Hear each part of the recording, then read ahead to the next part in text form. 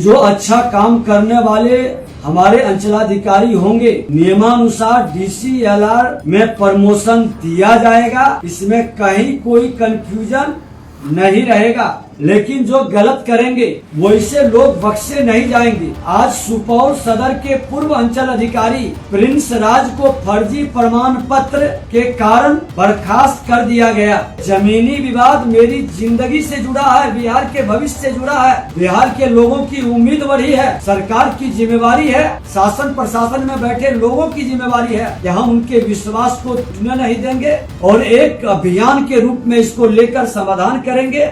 ये सोमवार और शुक्रवार को माननीय मुख्यमंत्री जी के निर्देश पर जो जन कल्याण संभाग के तहत लोग आएंगे तो वैसे लोगों को CCTV कैमरे के देख रेख में सुनवाई भी होगी, थाना प्रभारी और अंचलाधिकारी की मौजूदगी में, और आने वाले आगंतुक के लिए बैठने की व्यवस्था, पेयजल की व्यवस्था, शौचालय की व्यवस्था, ये हमने सुनिश्चित करने के लिए कहा है कि समस्या का समाधान सरकार कर सके और हम सुशासन से समृद्धि की ओर विकसित बिहार बना सके।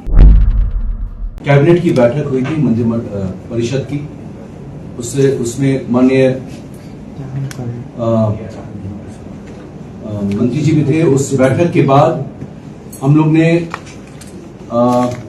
सभी कर्मचारी के प्रतिनिधि को बुलाया, क्योंकि CO की जब हड़ताल हुई थी तो माननीय मंत्री जी ने ही उसको तोड़ने के लिए उनको अनुरोध किया और उन्होंने माननीय मंत्री जी की बात को मानते हुए वे काम पर वापस आ गए। उसी प्रकार से कर्मचारी लोग को बुलाया गया माननीय मंत्री जी द्वारा और एक बैठक 7 बजे कल ऑर्गेनाइज हुई, जिसमें विभाग के सभी पदाधिकारी थे और कर्मचारी लोग थे। उसमें उनका जो मुख्य डिमांड था कि वो राजस्व का सब काम करते हैं और लेकिन उनका जो पे स्केल है वो ग्रेड पे 2 है, उससे बढ़ाने की वो मांग कर दी। उनका मुख्य डिमांड था। उसके संबंध में माननीय उप मुख्यमंत्री जी अब आगे विस्तार से बताएंगे। हमारे प्रधान सचिव विभाग के पदाधिकारी के साथ 10 सदस्यीय प्रतिनिधि मंडल के साथ हम लोग वार्ता किए और उनसे आग्रह हमने किया है कि 31 मार्च का टारगेट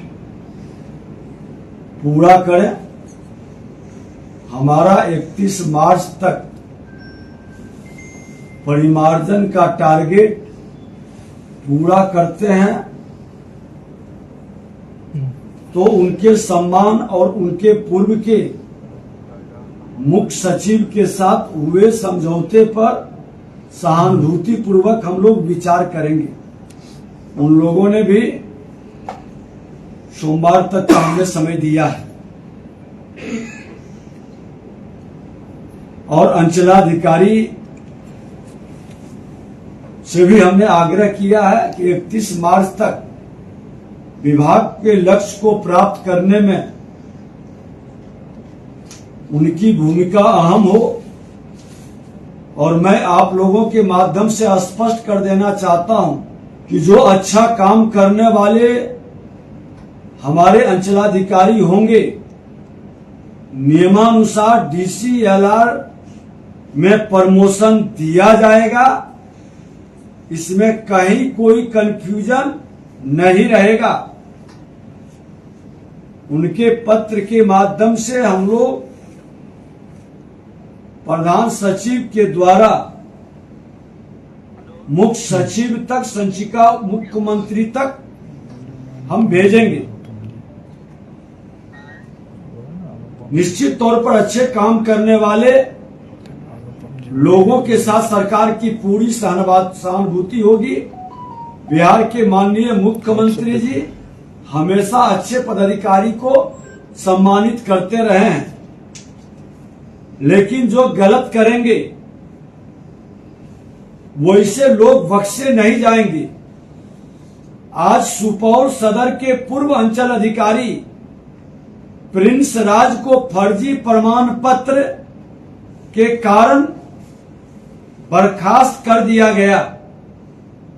कल कैबिनेट की मुहर भी लगी, फर्जी दस्तावेज के सहारे नौकरी लेने की शिकायत वाले सभी मामले की हम तेज गति से जांच करा रहे हैं और इस तरह के काम करने वाले बचेंगे नहीं, बख्शे नहीं जाएंगे। आज राज्य के सभी 101 डीसीएलआर के साथ हमारे विभाग के प्रधान सचिव बैठक किए और बैठक में कोर्ट के प्रति सुनवाई के निर्देश दिए हैं।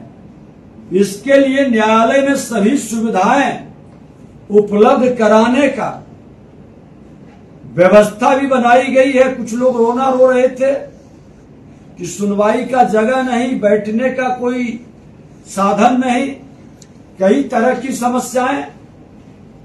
हमने कहा है कि आप डे टू डे बिहार के जनता के हित में कर्मचारी, अंचलाधिकारी, डीसीएलआर, एडीएम और डीएम, कमिश्नर सभी से आग्रह है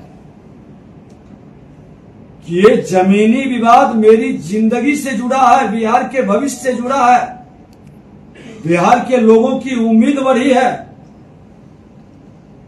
सरकार की जिम्मेवारी है, शासन प्रशासन में बैठे लोगों की जिम्मेवारी है कि हम उनके विश्वास को टूटने नहीं देंगे और एक अभियान के रूप में इसको लेकर समाधान करेंगे। डीसीएलआर से हुई बैठक के संदर्भ में प्रधान सचिव बताएंगे। डीसीएलआर की बैठक जो 101 सब डिविजन्स में है वो सुबह 9 बजे से लेकर अभी 12:30 बजे तक अभी चल ही रही है और माननीय मंत्री जी ने ये निर्देश दिया उन्हें कि जितने भी लंबित वाद हैं वो समय के अनुसार निष्पादन करें। जैसे कि म्यूटेशन वाद का जो अधिकतम समय है वो 75 दिन का पहले से निर्धारित है। तो माननीय उप मुख्यमंत्री जी ने बोला कि उसी समय सीमा के अंतर्गत नोटिस देने के बाद नियमानुसार 3 सुनवाई करें और उसके बाद आदेश पारित करें और जिसका दस्तावेज उचित है उसको ही आप उसके संदर्भ में आप आदेश पारित करें और उसका अगर अपील जाना होगा वो नेक्स्ट स्टेज पर जाएगा, लेकिन आप अपने पर लंबित ना रखें क्योंकि लंबित रहने से असंतोष पैदा हो रहा है समाज में। दूसरा ये है कि उन्होंने जो शिकायत किया था या कमी अपने न्यायालयों में बनाया था उस संबंध में माननीय उप मुख्यमंत्री जी के निर्देश पर सभी को 50-50 हजार रुपए दिए गए हैं ताकि वो अपने न्यायालय को सुदृढ़ करने के लिए वो उसमें व्यय कर सके इसी वित्तीय वर्ष में। जी जी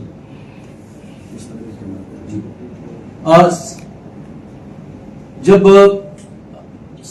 हमारे अंचल अधिकारी सीओज हड़ताल के बाद वापस लौटे तो ये इच्छा सरकार की हुई कि भाई वो बैठ रहे हैं कि नहीं बैठ रहे हैं अपने कार्यालय में, ये इसकी जानकारी होनी चाहिए यहीं से मुख्यालय से। तो एक कंट्रोल एंड कमांड सेंटर हम लोग ने बना लिया है जिसके अनुसार हम लोग ने सभी अंचल में सीसी कैमरा हाई एंड दिया है जो डीएम्स खरीदकर और लगवाएंगे, जिसका 1/4 से 1 अप्रैल के बाद वो लागू हो जाएगा और उससे हम लोग उनकी गतिविधियों पर ध्यान रख सकते हैं। वो कहाँ है, उनके कार्यालय में कोई दलाल तो नहीं आ रहा है, कोई बिचौलिया तो नहीं आ रहा है, उस पर नजर हम लोग यहीं से रख सकेंगे और ये निगरानी के लिए भी उनके लिए उचित होगा। और इसका लाभ ये भी मिलेगा कि सोमवार और शुक्रवार को माननीय मुख्यमंत्री जी के निर्देश पर